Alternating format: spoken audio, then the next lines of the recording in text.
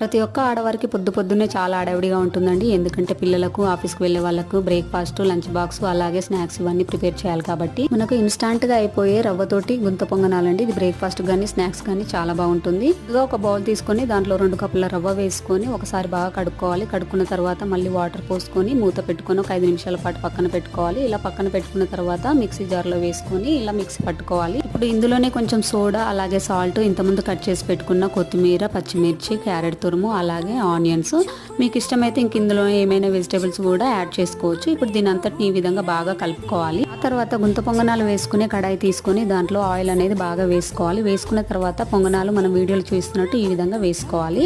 ఇలా మొత్తం మనము గుంత పొంగనాలు అనేది వేసుకోవాలి. ఇలా వేసుకున్న తర్వాత పైనుంచి వీటిపైన కొంచెం ఆయిల్ అనేది ఇలా అప్లై చేసుకోవాలి. అంతే అండి, గుంత పొంగనాలు అయితే రెడీ అయిపోయాయి. ఇంతవరకు వీడియో చూసారంటే ఈ వీడియో మీకు యూస్ఫుల్ అయిందని నేను అనుకుంటున్నాను. అలాగే మన ఛానల్ ఎవరైనా ఫస్ట్ టైం చూస్తే సబ్స్క్రైబ్ చేసుకోండి. Thanks for watching my video.